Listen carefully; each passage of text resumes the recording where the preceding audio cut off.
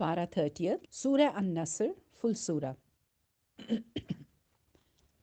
نحمده ونصلي على رسوله الكريم أما بعد فأعوذ بالله من الشيطان الرجيم بسم الله الرحمن الرحيم رب اشرح لي صدري ويسر لي أمري واحلل عقدة من لساني يفقهوا قولي ربي زدني علما. السلام علیکم ورحمۃ اللہ وبرکاتہ. آج ہم سورہ النصر شروع کریں گے انشاءاللہ. حضرت عبداللہ بن عباس رضی اللہ تعالیٰ عنہ کا بیان ہے کہ یہ قرآن مجید کی آخری سورہ ہے، یعنی اس کے بعد کوئی کمپلیٹ سورہ حضور پر نازل نہیں ہوئی. اچھا، ڈفرینٹ روایات سے پتہ چلتا ہے کہ اس کے بعد بعض آیات نازل ہوئی ہیں، لیکن اس بات میں اختلاف ہے کہ قرآن کی وہ آیت کون سی ہے جو حضور پر سب سے آخر میں نازل ہوئی. بخاری اور مسلم میں حضرت برا بن عازب کی روایت یہ ہے کہ وہ سورہ نساء کی آخری آیت ہے. امام بخاری نے ابن عباس رضی اللہ تعالیٰ عنہ کا قول لکھا ہے کہ آیت ربا، یعنی جس آیت میں سود کی حرمت کا حکم دیا گیا ہے، قرآن کی سب سے آخری آیت ہے. حضرت عمر رضی اللہ تعالیٰ عنہ کی روایت بھی یہی ہے، مگر یہ نہیں کہا انہوں نے کہ یہ آخری آیت ہے، بلکہ حضرت عمر کا قول یہ کہ یہ سب سے آخر میں نازل ہونے والی آیات ہیں. ٹھیک. اور کچھ کی روایت یہ ہے کہ سورہ توبہ کی آیت 128 اور 129 سب سے آخر میں نازل ہوئی. یعنی there are lots of different روایات. اچھا، کمنگ بیک ٹو سورہ النصر، حضرت عبداللہ بن عمر رضی اللہ تعالیٰ عنہ کی روایت ہے کہ یہ سورہ حجۃ الوداع کے موقع پر ایام تشریق کے مڈل میں بمقام منی نازل ہوئی، اور اس کے بعد حضور پاک صلی اللہ علیہ وسلم نے اپنی اونٹنی پہ سوار ہو کر اپنا مشہور خطبہ ارشاد فرمایا، جس میں یاد ہے حضور پاک صلی اللہ علیہ وسلم نے فرمایا تھا کہ میں نہیں جانتا، شاید اس کے بعد میں تم سے نہ مل سکوں. اور اس کے بعد جب لوگ مدینہ واپس ہوئے تو کچھ زیادہ دن نہ گزرے تھے کہ حضور پاک صلی اللہ علیہ وسلم کا انتقال ہو گیا تھا. تو ان دونوں روایتوں کو ملا کر دیکھا جائے تو معلوم ہوتا ہے کہ سورہ النصر کے نزول اور رسول اللہ صلی اللہ علیہ وسلم کی وفات کے درمیان 3 مہینے کچھ دن کا ٹائم تھا، کیونکہ ہسٹوریکلی حجۃ الوداع اور حضور پاک صلی اللہ علیہ وسلم کے وصال کے درمیان اتنا ہی وقت گزرا تھا. ابن عباس رضی اللہ تعالیٰ عنہ کا بیان ہے کہ اس سورہ کے نزول سے حضور پاک صلی اللہ علیہ وسلم نے یہ سمجھ لیا تھا کہ آپ کو دنیا سے رخصت ہونے کی اطلاع دے دی گئی ہے. اچھا، ابن عباس رضی اللہ تعالیٰ عنہ فرماتے ہیں کہ حضرت عمر رضی اللہ تعالیٰ عنہ نے مجھے غزوہ بدر میں شریک ہونے والے بڑے بڑے ایلڈرلی کمپینینز کے ساتھ اپنی مسجد میں بلاتے تھے. یہ بات جو تھی نا، وہ بعض بزرگوں کو اچھی نہ لگی، اور انہوں نے کہا کہ ہمارے لڑکے بھی تو اسی لڑکے جیسے ہیں، اس کو خاص طور پر کیوں ہمارے ساتھ شریک مجلس کیا جاتا ہے. تو حضرت عمر رضی اللہ تعالیٰ عنہ نے فرمایا کہ علم کے لحاظ سے اس کا جو مقام ہے وہ آپ لوگ جانتے ہیں. پھر حضرت عمر نے ان سے پوچھا کہ آپ حضرات سورہ نصر کے بارے میں کیا کہتے ہیں. بعض نے کہا اس میں ہمیں حکم دیا گیا ہے کہ جب اللہ تعالیٰ کی نصرت آئے اور ہم کو فتح نصیب ہو تو ہم اللہ کی حمد اور اس سے استغفار کریں. بعض نے کہا اس سے مراد شہروں اور قلعوں کی فتح ہے. بعض خاموش رہے. اس کے بعد حضرت عمر نے کہا، ابن عباس کیا تم بھی یہی کہتے ہو؟ میں نے کہا نہیں. انہوں نے پوچھا پھر تم کیا کہتے ہو؟ میں نے عرض کیا اس میں حضور پاک صلی اللہ علیہ وسلم کو خبر دی گئی ہے کہ جب اللہ کی نصرت آ جائے اور فتح نصیب ہو جائے تو یہ اس بات کی علامت ہے، سائن ہے کہ آپ صلی اللہ علیہ وسلم کا وقت پورا ہوا، اور اس کے بعد آپ اللہ کی حمد و ثنا اور استغفار کریں۔ اس پر حضرت عمر نے فرمایا، میں بھی اس کے سوا کچھ نہیں جانتا ہوں، تم نے کہا ہے جو۔ اچھا، جیسا کہ ان روایات سے معلوم ہوتا ہے نا میری بہنوں، اس سورہ میں اللہ تعالیٰ نے رسول اللہ صلی اللہ علیہ وسلم کو یہ بتا دیا تھا کہ جب عرب میں اسلام کی فتح کمپلیٹ ہو جائے اور لوگ اللہ کے دین میں فوج در فوج داخل ہونے لگیں تو اس کے معنی یہ ہیں کہ وہ کام کمپلیٹ ہو گیا جس کے لیے آپ دنیا میں بھیجے گئے تھے۔ اس کے بعد آپ کو حکم دیا گیا کہ آپ اللہ کی حمد اور اس کی تسبیح کرنے میں مشغول ہو جائیں، بزی ہو جائیں کہ اس کے فضل سے آپ اتنا بڑا کام انجام دینے میں، اکمپلش کرنے میں کامیاب ہوئیں، اور اس سے دعا کریں کہ اس خدمت کی پرفارمنس میں جو بھول چوک یا کوتاہی بھی آپ سے ہوئی ہو اسے وہ معاف کر دے۔ دیکھیں مائی ڈیئر سسٹرز، اس مقام پر اگر کوئی غور کرے تو دیکھ سکتا ہے کہ ایک نبی اور ایک عام دنیاوی لیڈر کے درمیان کتنا فرق ہے۔ کسی دنیاوی لیڈر کو اگر اپنی زندگی ہی میں وہ انقلاب عظیم کرنے کا کامیابی نصیب ہو جائے جس کے لیے وہ کام کرنے اٹھا ہو، تو اس کے لیے یہ سیلیبریٹ کرنے، جشن منانے اور اپنی قیادت پہ فخر کرنے کا موقع ہوتا ہے۔ لیکن یہاں اللہ کے پیغمبر کو ہم دیکھتے ہیں کہ اس کے 23 سال کے مختصر مدت میں ایک پوری قوم کے عقائد، افکار، عادات، اخلاق، تمدن، تہذیب، معاشرت، معیشت، سیاست اور حربی قابلیت کو بالکل بدل ڈالا، اور جہالت اور جاہلیت میں ڈوبی ہوئی قوم کو اٹھا کر اس قابل بنا دیا کہ وہ دنیا کو مسخر کر ڈالے اور اقوام عالم کی امام بن جائے۔ مگر ایسا عظیم کارنامہ اس کے ہاتھوں انجام پانے کے بعد اسے جشن بنانے کا نہیں بلکہ اللہ کی حمد اور تسبیح کرنے اور اس سے مغفرت کی دعا کرنے کا حکم دیا جاتا ہے، اور وہ پورے عاجزی کے ساتھ اس حکم کی تعمیل میں لگ جاتے ہیں۔ یعنی let me explain to you, here we can easily see the difference between a prophet and a common worldly leader. If a worldly leader in his own lifetime is able to bring about a revolution which was the objective of his struggle, that would be an occasion to celebrate.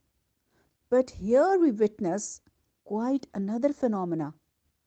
The messenger of Allah subhanahu wa ta'ala, in a brief span of 23 years, revolutionized an entire nation as regards its beliefs, thoughts, customs, morals, civilization, ways of living, economy, politics, and fighting abilities, and raising it from ignorance enabled it to conquer the world and become leader of the nations. Yet, when he had accomplished this task, he was not instructed to celebrate it, but to glorify and praise Allah subhanahu wa ta'ala and to pray for his forgiveness. And Hazur Pak sallallahu alaihi wasallam busied himself humbly for implementation of that command. اچھا دیکھیں، حضرت عائشہ رضی اللہ تعالیٰ عنہا فرماتی ہیں کہ رسول اللہ صلی اللہ علیہ وسلم اپنے رکوع اور سجود میں بکثرت یہ الفاظ کہتے تھے، سبحانک اللہم و بحمدک اللہم اغفر لی۔ یہ قرآن یعنی سورہ النصر کی انٹرپریٹیشن تھی جو آپ نے فرمائی تھی۔ یہ بخاری کی روایت ہے۔ حضرت ام سلمہ رضی اللہ تعالیٰ عنہا فرماتی ہیں کہ رسول اللہ صلی اللہ علیہ وسلم کی زبان مبارک پر آپ کے آخری زمانہ حیات میں اٹھتے بیٹھتے اور آتے جاتے یہ الفاظ جاری رہتے، سبحان اللہ و بحمدہ۔ میں نے ایک روز پوچھا، یا رسول اللہ، آپ کثرت سے یہ ذکر کیوں کرتے رہتے ہیں؟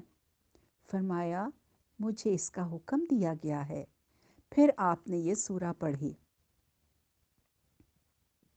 اور ابن عباس رضی اللہ تعالیٰ عنہ کا بیان ہے کہ اس سورہ کے نازل ہونے کے بعد رسول اللہ صلی اللہ علیہ وسلم آخرت کے لیے محنت کرنے میں اس قدر شدت کے ساتھ، یعنی اتنی انٹینسولی اور ڈیووٹڈلی مشغول ہو گئے جتنے اس سے پہلے کبھی نہ ہوئے تھے۔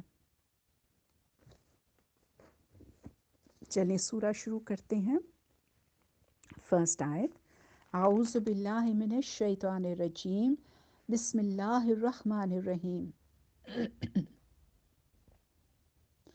جب اللہ کی مدد آ جائے اور فتح نصیب ہو جائے۔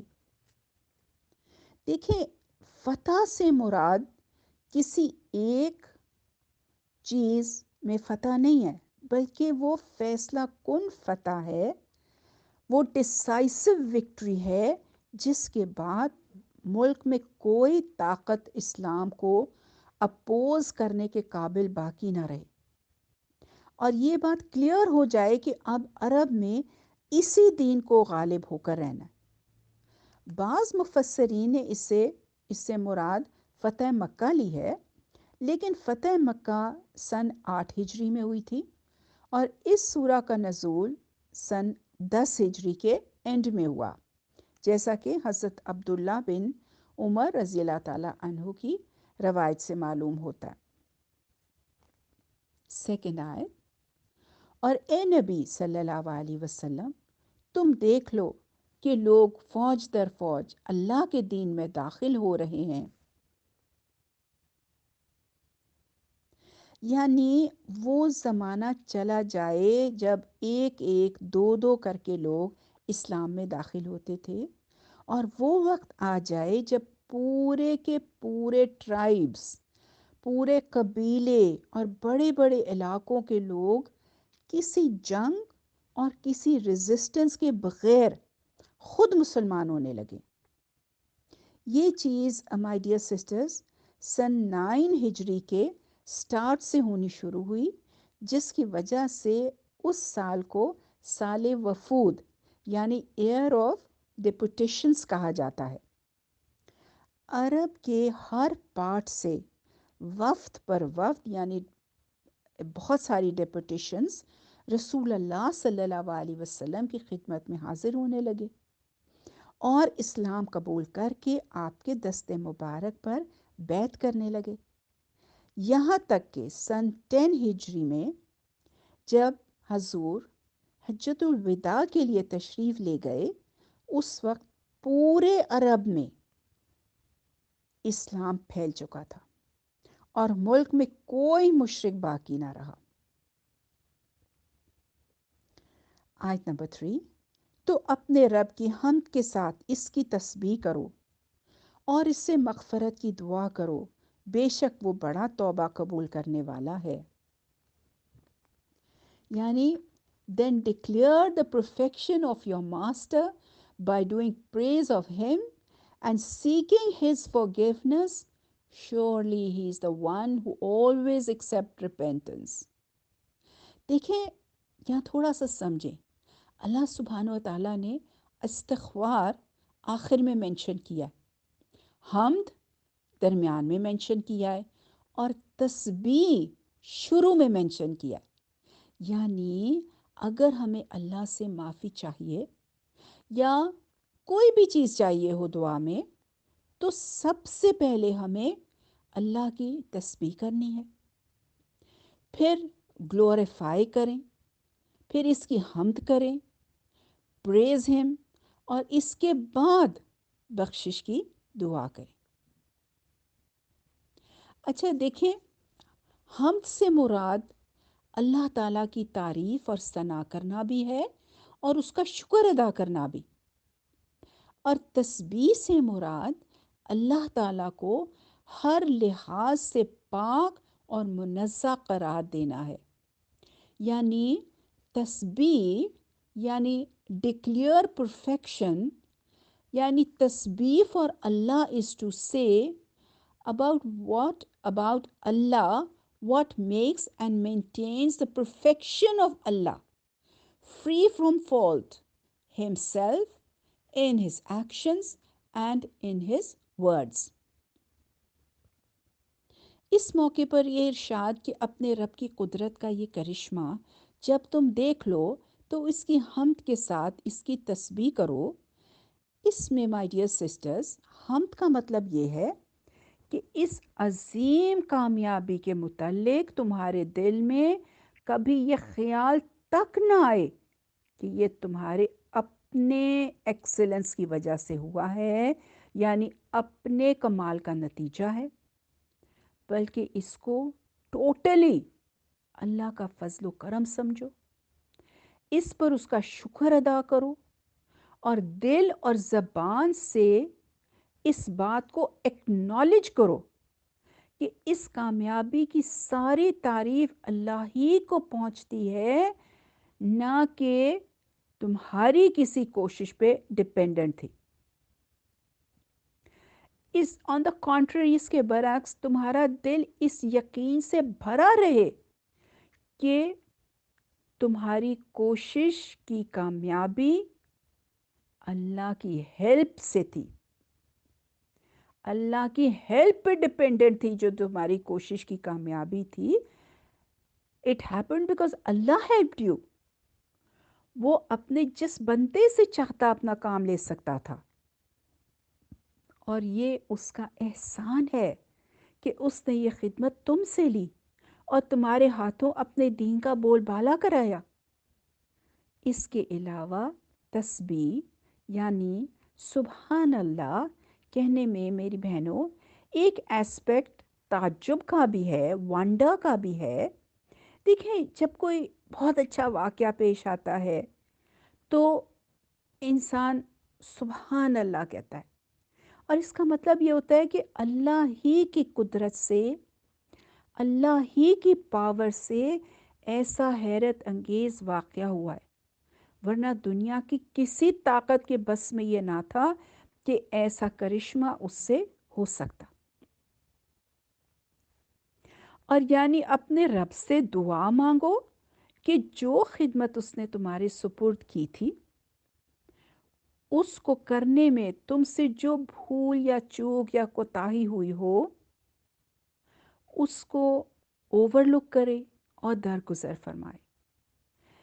یہ ہے مائی ڈیئر سسٹرز وہ ایٹیکیٹ، وہ ادب جو اسلام بندے کو سکھاتا ہے۔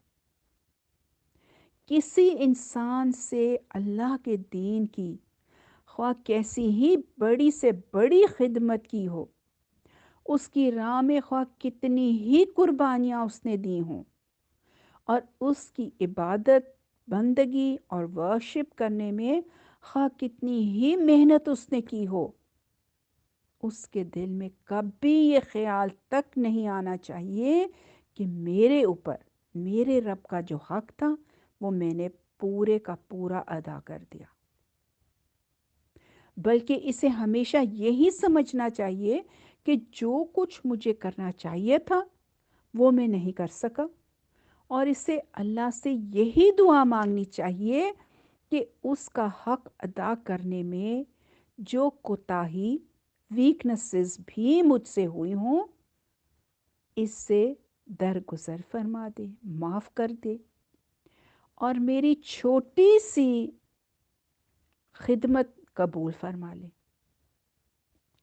دیکھیں، یہ طریقہ جب حضور پاک صلی اللہ علیہ وسلم کو سکھایا گیا، جن سے بڑھ کر اللہ کی راہ میں اسٹرگل کرنے والے کسی انسان کو امیجن تک نہیں کیا جا سکتا، تو دوسرے کسی کا یہ مقام کہاں ہو سکتا ہے کہ وہ اپنے عمل کو کوئی بڑا عمل سمجھے اور اس مس انڈرسٹینڈنگ میں رہے کہ اللہ کا جو حق اس پر تھا وہ اس نے ادا کر دیا ہے۔ اللہ کا حق اس سے بہت اوپر ہے کہ کوئی مخلوق اسے ادا کر سکے۔ دیکھیں، اللہ تعالیٰ کا یہ فرمان مسلمانوں کو ہمیشہ کے لیے یہ سبق دیتا ہے میری بہنوں، کہ اپنی کسی عبادت اور کسی خدمت دین کو بڑی چیز نہ سمجھیں، بلکہ اپنی جان راہ خدا میں کھپا دینے کے بعد بھی یہی سمجھتے رہیں کہ حق تو یہ ہے کہ حق ادا نہ ہوا۔ اسی طرح جب کبھی انہیں کوئی فتح نصیب ہو، اسے اپنے کسی کمال کا نہیں بلکہ اللہ کے فضل ہی کا نتیجہ سمجھیں، اور اس پہ فخر اور غرور میں مبتلا ہونے کی بجائے اپنے رب کے سامنے عاجزی کے ساتھ سر جھکا کر حمد اور تسبیح اور توبہ استغفار کریں۔ دیکھیں مائی ڈیئر سسٹرز، اللہ کی فتح عظیم ہے، لیکن اللہ کا ذکر اس سے بھی بڑا ہے۔ یہی وجہ ہے کہ اللہ فرما رہے ہیں کہ اللہ کی حمد کرنا اس سے بھی بڑا ہے کہ بہت سے لوگ اسلام میں آ رہے ہیں۔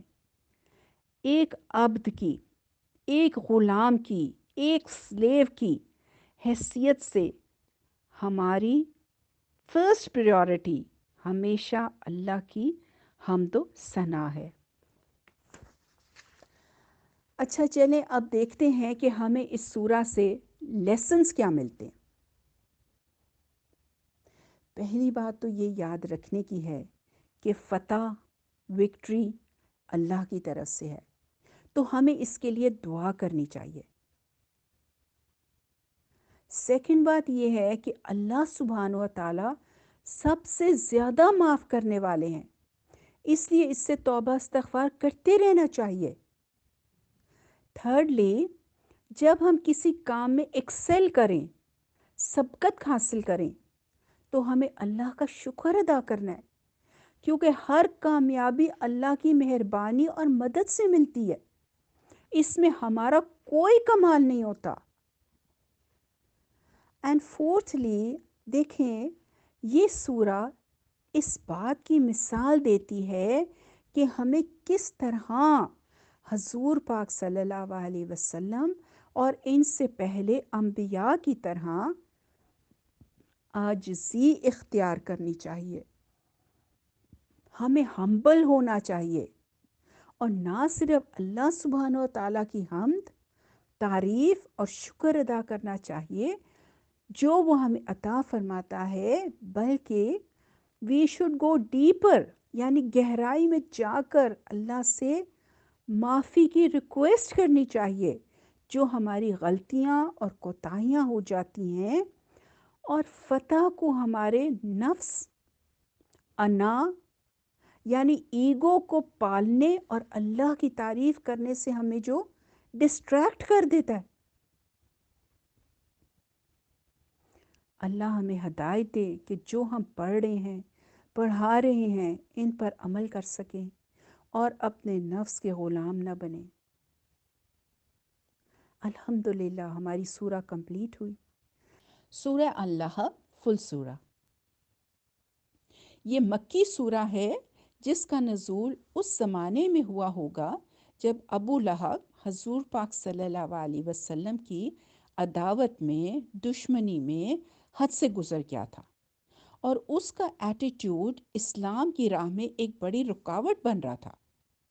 یہ بھی ہو سکتا ہے کہ اس کا نزول اس زمانے میں ہوا ہو جب رسول اللہ صلی اللہ علیہ وسلم اور آپ کے خاندان والوں کا بائیکاٹ کر کے قریش کے لوگوں نے ان کو شیب ابی طالب میں کنفائن کر دیا تھا، محصور کر دیا تھا، اور صرف ابو لہب ہی ایسا شخص تھا جس نے اپنے خاندان والوں کو چھوڑ کر دشمنوں کا ساتھ دیا تھا۔ اچھا، قرآن مجید میں نا یہ ایک ہی جگہ ہے جہاں اسلام کے دشمنوں میں سے کسی شخص کا نام لے کر اس کو کنڈیم کیا گیا ہے، اس کی مذمت کی گئی ہے۔ حالانکہ مکہ میں اور ہجرت کے بعد مدینہ میں بھی بہت سے لوگ ایسے تھے جو اسلام اور حضور پاک صلی اللہ علیہ وسلم کی دشمنی میں ابو لہب سے کسی طرح کم نہ تھے۔ سوال یہ ہے کہ اس شخص کی وہ کیا اسپیشل ٹریٹ تھی، کیا خصوصیت تھی جس کی وجہ سے اس کا نام لے کر اس کی مذمت کی گئی۔ اس بات کو سمجھنے کے لیے نا مائی ڈیئر سسٹرز، ضروری ہے کہ اس وقت کے عربی سوسائٹی کو سمجھا جائے اور اس میں ابو لہب کے کردار کو دیکھا جائے، اس نے جو رول پلیا تھا اس کو دیکھا جائے، جو رول پلے کیا تھا اس کو دیکھا جائے۔ ان اینشنٹ ڈیز، قدیم زمانے میں، چونکہ پورے ملک عرب میں ہر طرف بد امنی تھی، کیوس تھا، غارت گری اور پلنڈر وغیرہ پھیلا ہوا تھا، اور سینچریز سے حالت یہ تھی کہ کسی شخص کے لیے اس کے اپنے خاندان اور بلڈ ریلیشنز کی پروٹیکشن کے سوا جان اور مال، عزت و آبرو، اس کے آنر کے تحفظ کی کوئی گارنٹی نہ تھی۔ اس لیے عرب معاشرے کی اخلاقی قدروں میں، اس کی مورل ویلیوز میں صلہ رحمی یعنی رشتہ داروں کے ساتھ اچھا سلوک، اس کو بڑی امپورٹنس دی گئی تھی، اور قطعی رحمی یعنی breaking of connections with the family and relations کو بڑا گناہ سمجھا جاتا تھا۔ عرب کی انہی ٹریڈیشنز کا یہ اثر تھا کہ رسول اللہ صلی اللہ علیہ وسلم جب اسلام کی دعوت لے کر اٹھے تو قریش کے دوسرے خاندانوں اور ان کے سرداروں نے تو حضور پاک صلی اللہ علیہ وسلم کی شدید مخالفت کی۔ They resisted and opposed him. مگر بنی ہاشم اور ہاشم کے بھائی مطلب کی اولاد نے نہ صرف یہ کہ آپ کی مخالفت نہ کی، اپوز نہ کیا، بلکہ وہ اوپنلی آپ کو سپورٹ کرتے رہے۔ حالانکہ ان میں سے اکثر لوگ آپ کی نبوت پر ایمان نہیں لائے تھے۔ قریش کے دوسرے خاندان خود بھی حضور پاک صلی اللہ علیہ وسلم کے ان ریلیٹیوز کی سپورٹ کو عرب کی اخلاقی روایات یعنی مورل ٹریڈیشنز کے عین مطابق سمجھتے تھے۔ وہ اس بات کو جانتے اور مانتے تھے کہ اپنے خاندان کے ایک انڈیویجول کو وہ کسی حالت میں اس کے دشمنوں کے حوالے نہیں کر سکتے۔ اب دیکھیں اس اخلاقی اصول کو، مورل پرنسپل کو، جسے زمانہ جاہلیت میں بھی عرب کے لوگ بہت امپورٹنٹ سمجھتے تھے، صرف ایک شخص نے اسلام کی دشمنی میں توڑ ڈالا، اور وہ تھا ابو لہب۔ یہ رسول اللہ صلی اللہ علیہ وسلم کا چچا تھا۔ ہی واز ہز انکل، حضور کے والد، اور یہ بھائی تھے۔ عرب میں چچا کو باپ کی جگہ سمجھا جاتا تھا، اسپیشلی جب کہ بھتیجے کا باپ فوت ہو چکا ہو، اور عربی معاشرے میں چچا سے یہ توقع کی جاتی تھی، یہ ایکسپیکٹ کیا جاتا تھا کہ وہ نیفیو کو اپنی اولاد کی طرح عزیز رکھے گا۔ لیکن اس شخص نے اسلام کی دشمنی اور کفر کی محبت میں تمام عربی روایات کو چھوڑ دیا۔ روایت ہے کہ جب رسول اللہ صلی اللہ علیہ وسلم کو دعوت اوپنلی کرنے کا حکم دیا گیا اور قرآن مجید میں یہ ہدایت نازل ہوئی کہ آپ اپنے قریب ترین فیملی عزیزوں کو سب سے پہلے اللہ کے عذاب سے ڈرائیں، تو آپ نے صبح صبح کوہ صفا پر چڑھ کر بلند آواز سے پکارا۔ عرب میں ایسے صدا وہ شخص لگاتا تھا جو صبح کسی دشمن کو اپنے قبیلے پر، ٹرائب پر حملہ کرنے کے لیے آتا دیکھ لیتا تھا۔ حضور پاک صلی اللہ علیہ وسلم کی آواز سن کر لوگوں نے پوچھا کہ یہ کون پکار رہا ہے؟ بتایا گیا کہ یہ محمد صلی اللہ علیہ وسلم کی آواز ہے۔ اس پر قریش کی تمام فیملیز کے لوگ آپ کی طرف دوڑ پڑے۔ جو خود آ سکتا تھا وہ خود آیا، اور جو نہ آ سکتا تھا اس نے اپنی طرف سے کسی کو بھیج دیا۔ جب سب جمع ہو گئے تو آپ نے قریش کے ایک ایک خاندان کا نام لے کر پکارا، اے بنی ہاشم، اے فلاں فلاں، اے بنی فلاں، اگر میں تمہیں یہ بتاؤں کہ پہاڑ کے پیچھے ایک لشکر تم پر اٹیک کرنے کے لیے تیار ہے تو تم میری بات سچ مانو گے؟ لوگوں نے کہا، ہاں، ہمیں کبھی تم سے جھوٹ سننے کا ایکسپیرئنس نہیں ہوا۔ آپ نے فرمایا، تو میں تمہیں خبردار کرتا ہوں کہ آگے سخت عذاب آ رہا ہے۔ اس پر پہلے اس کے کوئی اور بولتا، حضور پاک صلی اللہ علیہ وسلم کے اپنے چچا ابو لہب نے کہا، ستیہ ناس جائے تیرا، کیا اس لیے تو نے ہمیں جمع کیا تھا؟ ایک روایت میں یہ بھی ہے کہ اس نے پتھر اٹھایا تاکہ رسول اللہ صلی اللہ علیہ وسلم کو مارے۔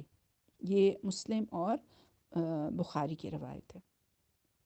اچھا، ابن زید کی روایت ہے کہ ابو لہب نے رسول اللہ صلی اللہ علیہ وسلم سے ایک روز پوچھا، اگر میں تمہارے دین کو مان لوں تو مجھے کیا ملے گا؟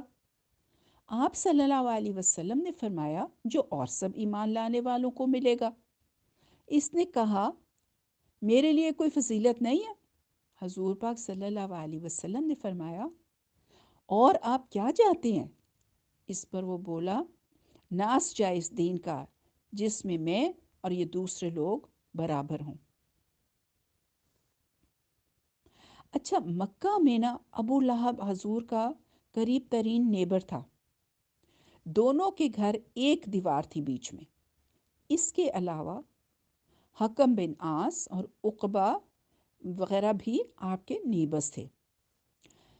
یہ لوگ گھر میں بھی نا حضور پاک صلی اللہ علیہ وسلم کو چین نہیں لینے دیتے تھے۔ They did not allow him to have peace in his own house too۔ آپ کبھی نماز پڑھ رہے ہوتے تو یہ اوپر سے بکری کا اوج آپ پر پھینک دیتے۔ کبھی صحن میں یعنی کوٹ یارڈ میں کھانا پک رہا ہوتا تو یہ ہنڈیا پر غلاظت یعنی فلتھ پھینک دیتے۔ حضور پاک صلی اللہ علیہ وسلم باہر نکل کر ان لوگوں سے فرماتے، اے بنی عبد مناف، یہ کیسی ہمسائیگی ہے؟ یعنی what kind of neighbors are you؟ ابو لہب کی بیوی ام جمیل کی تو یہ مستقل پریکٹس تھی کہ راتوں کو آپ کے گھر کے دروازے پر کانٹوں والی جھاڑیاں لا کر ڈال دیتی تاکہ صبح جب آپ یا آپ کے بچے باہر نکلیں تو کوئی کانٹا پاؤں میں چبھ جائے۔ نبوت سے پہلے رسول اللہ صلی اللہ علیہ وسلم کی 2 بیٹیوں کی شادی ابو لہب کے 2 بیٹوں سے ہوئی تھی۔ نبوت کے بعد جب حضور پاک صلی اللہ علیہ وسلم نے اسلام کی طرف دعوت دینی شروع کی تو اس شخص نے اپنے دونوں بیٹوں سے کہا کہ میرے لیے تم سے ملنا حرام ہے اگر تم محمد صلی اللہ علیہ وسلم کی بیٹیوں کو طلاق نہ دے دو۔ تو ان دونوں نے طلاق دے دی۔ ابو لہب کا یہ حال تھا کہ جب رسول اللہ صلی اللہ علیہ وسلم کے بیٹے حضرت قاسم کے بعد دوسرے بیٹے حضرت عبداللہ کا بھی انتقال ہو گیا تو یہ اپنے نیفیوں کے غم میں شریک ہونے کی بجائے خوشی خوشی دوڑا ہوا قریش کے سرداروں کے پاس پہنچا اور ان کو خبر دی کہ لو، آج محمد صلی اللہ علیہ وسلم بے نام و نشان ہو گئے، یعنی his sons have died۔ رسول اللہ صلی اللہ علیہ وسلم جہاں جہاں بھی اسلام کی دعوت دینے کے لیے جاتے، یہ آپ کے پیچھے پیچھے جاتا اور لوگوں کو آپ کی بات سننے سے روکتا۔ ربیعہ رضی اللہ تعالیٰ عنہ بیان کرتے ہیں کہ I was a young boy، جب اپنے باپ کے ساتھ بازار گیا، وہاں میں نے رسول اللہ صلی اللہ علیہ وسلم کو دیکھا کہ آپ کہہ رہے تھے، لوگو کہو اللہ کے سوا کوئی معبود نہیں ہے، فلاح پاؤ گے۔ اور آپ کے پیچھے پیچھے ایک شخص کہتا جا رہا تھا، یہ جھوٹا ہے، دین آبائی سے یعنی انسیسٹرل فیتھ سے پھر گیا ہے۔ میں نے پوچھا یہ کون شخص ہے؟ لوگوں نے کہا یہ ان کا چچا ابو لہب ہے۔ دوسری روایت انہی عربیہ سے ہے کہ میں نے رسول اللہ صلی اللہ علیہ وسلم کو دیکھا کہ آپ ایک ایک قبیلے کے ٹھہرنے کی جگہ پہ جاتے اور فرماتے ہیں، اے بنی فلاں، میں تمہاری طرف اللہ کا رسول ہوں، تمہیں ہدایت کرتا ہوں کہ صرف اللہ کی عبادت کرو اور اس کے ساتھ کسی کو شریک نہ کرو۔ تم میری تصدیق کرو اور میرا ساتھ دو تاکہ میں وہ کام پورا کروں جس کے لیے اللہ نے مجھے بھیجا ہے۔ آپ کے پیچھے پیچھے ایک اور شخص آتا اور وہ کہتا، اے بنی فلاں، یہ تم کو لات اور عزا سے پھیر کر اس بدعت اور گمراہی کی طرف لے جانا چاہتا ہے جسے یہ لے کر آیا ہے، اس کی بات ہرگز نہ مانو اور اس کی پیروی نہ کرو۔ میں نے اپنے باپ سے پوچھا یہ کون ہے؟ انہوں نے کہا یہ ان کا چچا ابو لہب ہے۔ طارق رضی اللہ تعالیٰ عنہ بن عبداللہ کی روایت بھی اسی سے ملتی جلتی ہے۔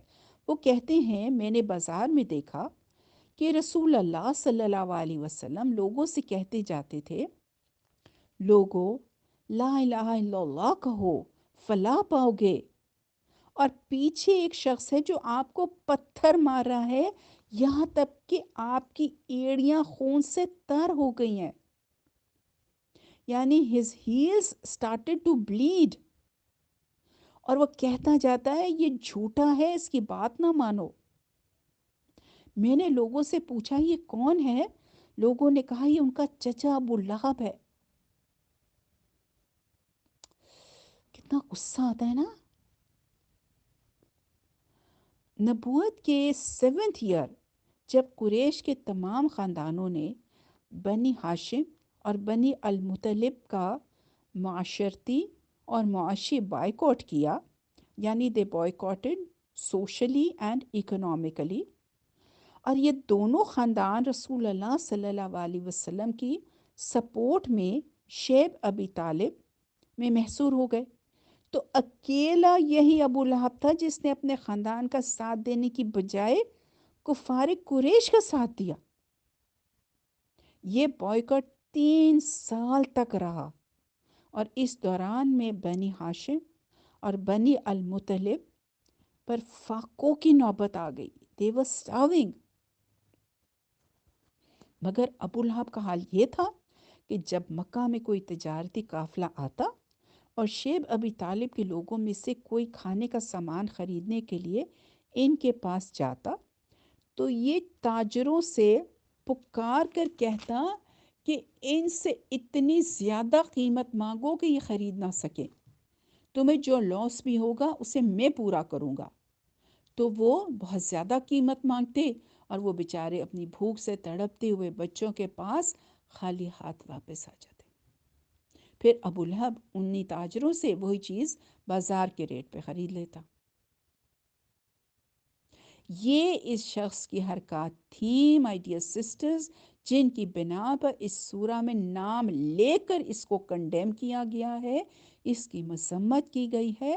خاص طور پر اس کی ضرورت دیکھیں اس لیے تھی کہ مکہ سے باہر کے اہل عرب جو حج کے لیے آتے یا ڈیفرنٹ ایریاز پہ لگنے والے بازاروں میں جا کلیکٹ ہوتے، تو ان کے سامنے جب رسول اللہ صلی اللہ علیہ وسلم کا اپنا چچا، ہز اون انکل، آپ کے پیچھے لگ کر آپ کی مخالفت کرتا، آپ کو اپوز کرتا، تو وہ عرب کی اسٹیبلشڈ ٹریڈیشنز کے لحاظ سے یہ بات خلاف التوقع سمجھتے تھے کہ کوئی چچا بلا وجہ دوسروں کے سامنے خود اپنے بھتیجے کو برا بلا کہے اور اسے پتھر مارے اور اس پر الزام تراشیاں کرے۔ اس وجہ سے وہ ابو لہب کی بات سے متاثر ہو کر رسول اللہ صلی اللہ علیہ وسلم کے بارے میں شک میں پڑ جاتے۔ مگر جب یہ سورہ نازل ہوئی اور ابو لہب نے غصے میں بپھر کر اول فول بکنا شروع کر دیا، تو لوگوں کو معلوم ہو گیا کہ رسول اللہ صلی اللہ علیہ وسلم کی مخالفت میں اس شخص کا قول قابل اعتبار نہیں ہے، کیونکہ یہ اپنے بھتیجے کی دشمنی میں دیوانہ ہو رہا ہے۔ یعنی on account of these misdeeds, this man was condemned in this surah by name, and there was a special need for it. When Hazur Pak Sallallahu Alaihi Wasallam's own uncle followed and opposed him, they regarded it as against the established traditions of Arabia. That an uncle should run down his nephew without a reason, should pelt stones at him, and bring false accusations against him publicly. They were therefore influenced by what Abu Lahab said and doubted Hazur Pak Sallallahu Alaihi Wasallam. But when this surah was revealed and Abu Lahab, filled with rage, started uttering nonsense, the people realized that what he said against Hazur Pak Sallallahu Alaihi Wasallam was just due to mad hostility to his nephew.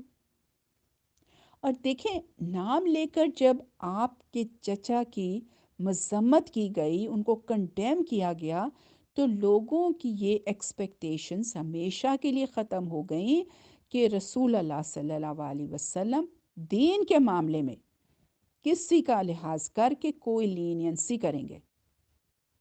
غیر اپنا ہو سکتا ہے مگر ایمان لے آئے، غیر اپنا ہو سکتا ہے اگر ایمان لے آئے، اور اپنا غیر ہو جاتا ہے اگر کفر کرے. اس معاملے میں فلاں بن فلاں کوئی چیز نہیں. چلیں سورہ شروع کرتے ہیں انشاءاللہ. اعوذ باللہ من الشیطان الرجیم، بسم اللہ الرحمن الرحیم. ٹوٹ گئے ابو لہب کے ہاتھ اور نامراد ہو گیا وہ. دیکھیں اس شخص کا اصل نام عبد العزیٰ تھا، اور اسے ابو لہب اس لیے کہا جاتا تھا کہ اس کا رنگ بہت گلوئنگ، چمکتا ہوا سرخ و سفید تھا.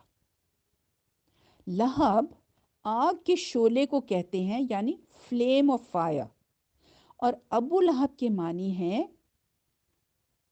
شعلہ رو، یعنی فلیمنگ فائری فیس. یہاں اس کا ذکر اس کے نام کے بجائے اس کی کنیت سے کرنے کے کئی ریزنز ہیں. ایک یہ کہ وہ زیادہ تر اپنے نام سے نہیں بلکہ اپنی کنیت ہی سے نون تھا. دوسرے یہ کہ اس کا نام عبد العزیٰ، بندہ عزیٰ، ایک مشرکانہ نام تھا، اور قرآن میں یہ پسند نہیں کیا گیا کہ اسے اس نام سے یاد کیا جائے. تیسرے یہ کہ اس کا جو انجام، جو فیٹ اس سورہ میں بیان کیا گیا ہے، اس کے ساتھ اس کی کنیت ہی زیادہ صحیح جاتی ہے. اچھا، ہاتھ ٹوٹنے سے مراد obviously جسمانی ہاتھ ٹوٹنا نہیں ہے، بلکہ کسی شخص کا اپنے اس مقصد میں قطعی ناکام ہو جانا ہے جس کے لیے اس نے اپنا پورا زور لگا دیا ہو، یعنی a person utterly failing in his aim and object for which he has exerted his utmost. اور ابو لہب نے رسول اللہ صلی اللہ علیہ وسلم کی دعوت کو ڈیفیٹ دینے کے لیے واقعی اپنا پورا زور لگا دیا تھا. لیکن اس سورہ کے نزول پر 7 یا 8 ایئرز ہی گزرے تھے کہ جنگ بدر میں قریش کے موسٹلی وہ بڑے بڑے سردار مارے گئے جو اسلام کی دشمنی میں ابو لہب کے ساتھی تھے. مکہ میں جب اس ڈیفیٹ کی خبر پہنچی تو اس کو اتنا دکھ ہوا کہ وہ 7 دن سے زیادہ زندہ نہ رہ سکا. پھر اس کی موت بھی نہایت عبرتناک تھی. اسے عدسہ یعنی ملیگننٹ بلسٹر کی بیماری ہو گئی تھی، جس کی وجہ سے اس کے گھر والوں نے اسے چھوڑ دیا کیونکہ انہیں چھوت لگنے کا ڈر تھا. they were scared کہ یہ کنٹیجیس ہوگے. مرنے کے بعد بھی نا مائی ڈیئر سسٹرز 3 دن تک کوئی اس کے پاس نہ آیا، یہاں تک کہ اس کی لاش سڑ گئی، ڈی کمپوز ہو گئی اور اس کی بو پھیلنے لگی. آخر کار جب لوگوں نے اس کے بیٹوں کو تانے دینے شروع کیے، ٹونٹ کیا، تو ایک روایت یہ ہے کہ انہوں نے کچھ حبشیوں کو اجرت دے کر یعنی پیسے دے کر اس کی لاش اٹھوائی اور انہی لوگوں نے اس کو دفن کر دیا۔ اور دوسری روایت یہ ہے کہ انہوں نے ایک گڑھا کھودوایا یعنی ایک دے ڈگ اے پٹ اور لکڑیوں سے اس کی لاش کو پش کر کے اس میں پھینکا اور اوپر سے مٹی اور پتھر ڈال کے اسے کور کر دیا۔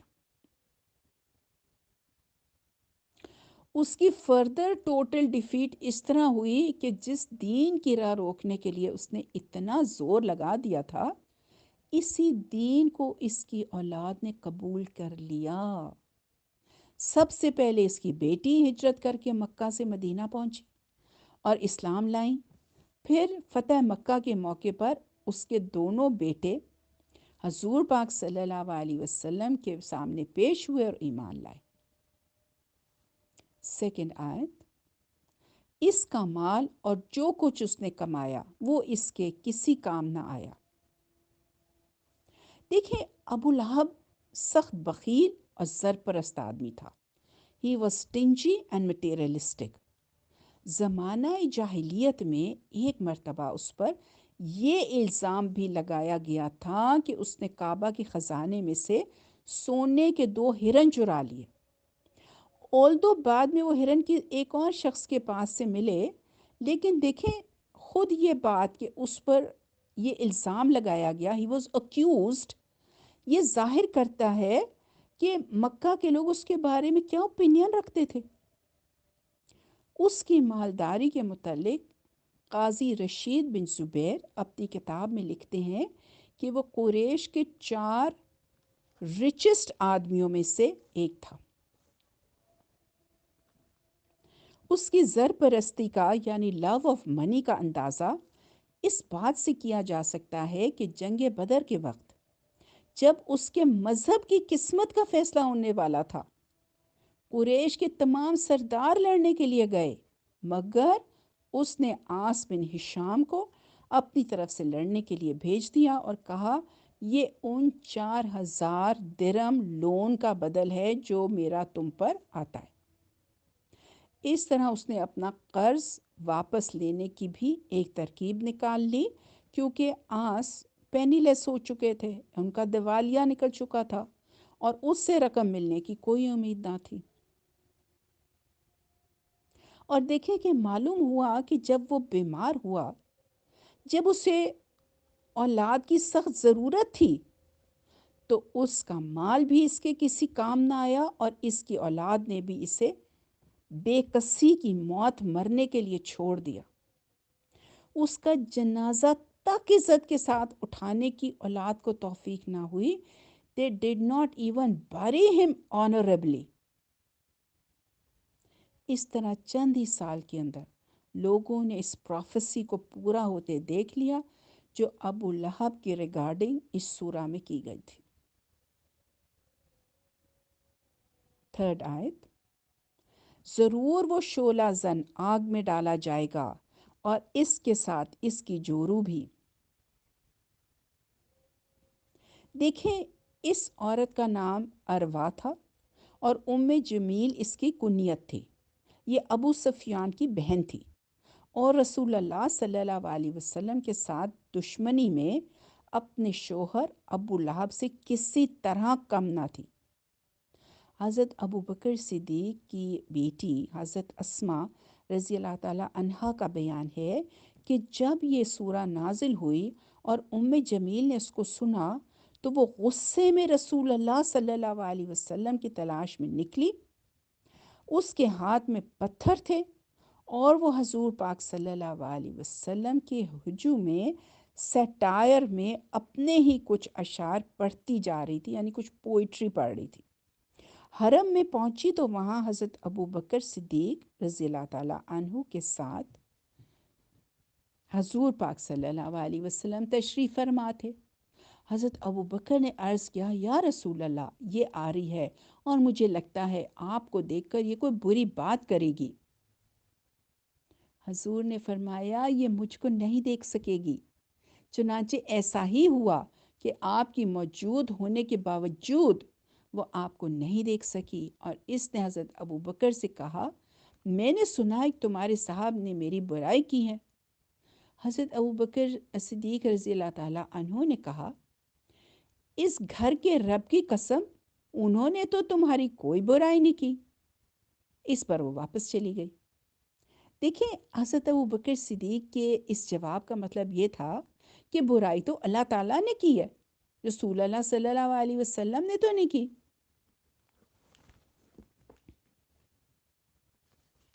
کہتے ہیں کہ حضور پاک صلی اللہ علیہ وسلم کی دشمنی میں ان میں سے دونوں کے بارے میں جو ڈیٹیل ملتی ہیں، ان سے اندازہ لگانا مشکل ہو جاتا ہے کہ میاں بیوی میں سے کون حضور پاک صلی اللہ علیہ وسلم کا زیادہ بڑا دشمن تھا۔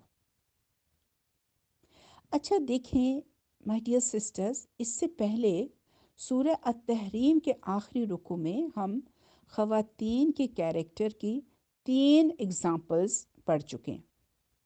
پہلی اگزامپل میں حضرت لوط علیہ السلام اور حضرت نوح علیہ السلام کی کافر بیویوں کا ذکر ہے۔ یہ بہترین ہسبنڈز کے گھروں میں بدترین بیویوں کی اگزامپل ہے۔ پھر فرعون کی بیوی آسیہ کا ذکر ہے کہ بدترین شوہر کے گھر بہترین بیوی کی اگزامپل تھی۔ اس کے بعد حضرت مریم یعنی ایک ایسی خاتون کی مثال بیان کی گئی ہے جو خود بھی نیک فطرت تھی اور حضرت زکریا علیہ السلام کی کیئر میں انہیں ایسا ماحول ملا، ایسی انوائرمنٹ ملی جو نیکی اور پاکیزگی کے اعتبار سے اپنی مثال آپ تھا۔ وہاں سورہ تحریم میں خواتین کے ریفرنس سے 3 قسم کی پاسبل صورتوں کی اگزامپل کا ذکر تو ہو چکا ہے، جبکہ اس سلسلے کی 4تھی صورت کا ذکر یہاں اس سورہ میں ہوا ہے، یعنی شوہر بھی بدترین اور بیوی بھی بدترین۔ آیت نمبر 4 کنٹینیوز، جو ایندھن اٹھانے والی ہوگی۔ اچھا، اس پارٹ آف آیت کی بہت سی روایات ہیں۔ سم سے کہ اس عورت کی حرکتیں جہنم کی آگ کا ایندھن اکٹھا کرنے اور اپنے شوہر کی آگ کو مزید بھڑکانے کے مترادف ہے۔ جب یہ اپنے شوہر کے ساتھ جہنم میں جھونکی جائے گی، اس وقت اس کا حال اس مجرم کا سا ہوگا جو اپنے جلانے کا ایندھن خود اٹھائے ہوئے ہو۔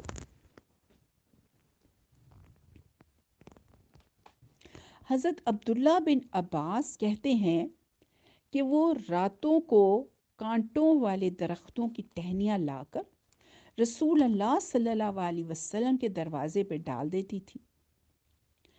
قتادہ، اکرمہ اور حسن بصری کہتے ہیں کہ وہ لوگوں میں ہیٹرڈ اور فساد دلوانے کے لیے چغلیاں کاتی پھرتی تھی، اس لیے اسے عربی محاورے کے مطابق لکڑیاں ڈھونے والی کہا گیا ہے، کیونکہ عرب میں ایسے شخص کو جو ادھر کی بات ادھر لگا کر ہیٹرڈ ڈالے، فساد کی آگ لگانے کی کوشش کرتا ہو، لکڑیاں ڈھونے والا کہتے ہیں۔ اس محاورے کے لحاظ سے، اس ایڈیم کے لحاظ سے، اس کے معنی ٹھیک ٹھیک میری بہنوں وہی ہے جو اردو میں ہم کہتے ہیں نا، بیج مالو۔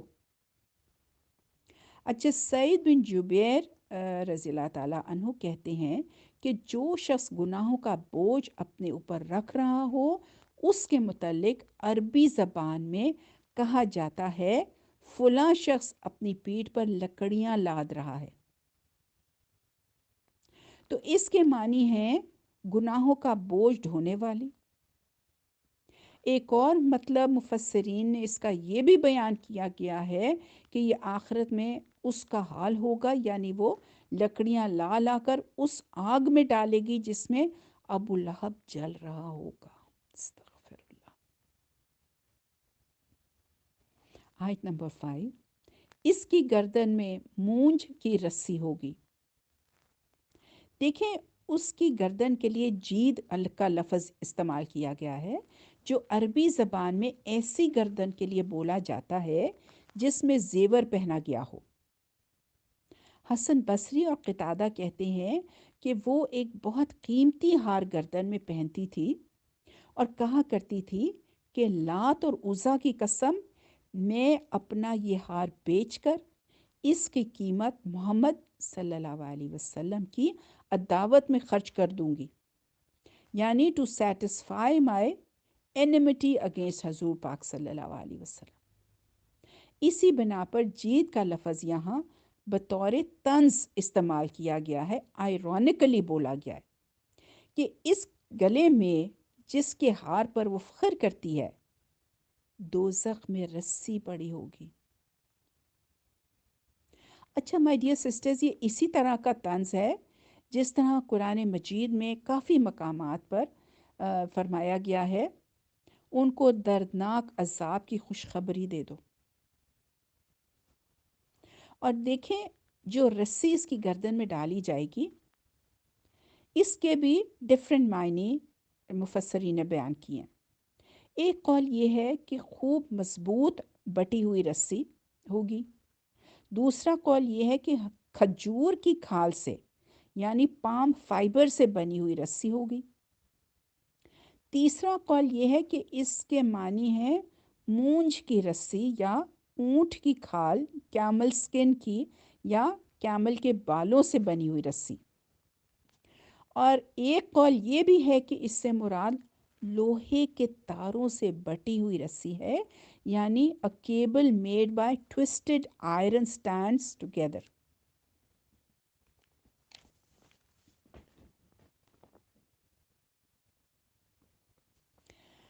دیکھیں یہ اس طرح کی رسی ہے جیسے ایندھن کلیکٹ کرنے والی لونڈیوں کے گلے میں پڑی ہوتی ہے۔ اچھا، اس رسی میں یہ اپنے اعمال بد کا ایندھن باندھ کر جہنم میں لے جائی جائے گی اور اپنی اور اپنے شوہر کی آگ کو اور بھڑکائے گی۔ مولانا شبیر احمد عثمانی رحمۃ اللہ علیہ نے لکھا ہے کہ شاید وہاں زقوم اور جو جہنم کے خاردار درخت ہیں نا، ان کی لکڑیاں اٹھائے گی اور ان کے ذریعے سے اپنے شوہر پر عذاب الہی کی آگ کو اور تیز کر دے گی۔ استغفر اللہ، استغفر اللہ۔ اچھا my dear sisters, let's see what lessons do we learn from this surah۔ سب سے پہلے تو دیکھیں جو لوگ اللہ کے کام کر رہے ہوتے ہیں انہیں غم نہیں دینا چاہیے۔ دولت اور طاقت ورتھ لیس ہیں، بیکار ہیں اگر ہمارے اعمال اللہ کو راضی نہ کریں۔ اور تھرڈلی دیکھیں جو لوگ اللہ والے ہوتے ہیں نا، ان کی مخالفت میں، ان کو اپوز کرنے میں بھی اگر کسی کی مدد کریں وہ اللہ کو ناپسند ہے۔ اور لاسٹلی ہم دیکھتے ہیں کہ ابو لہب کا یہ عمل کتنا سنگین رہا ہوگا، کتنا گریو ہوگا کہ اللہ سبحانہ و تعالیٰ نے اس کی مذمت میں، اس کی کنڈیمنیشن میں ایک پوری سورہ نازل فرما دی جسے قیامت تک سب پڑھ سکتے ہیں۔ اللہ تعالیٰ ہمیں ایسے نتائج سے محفوظ رکھے۔ الحمدللہ ہماری سورہ کمپلیٹ ہوئی۔ ربنا تقبل منا انک انت السمیع العلیم وتب علینا انک انت التواب الرحیم۔ سبحانک اللہم وبحمدک نشہد ان لا الہ الا انت نستغفرک ونتوب الیک۔ السلام علیکم ورحمۃ اللہ وبرکاتہ۔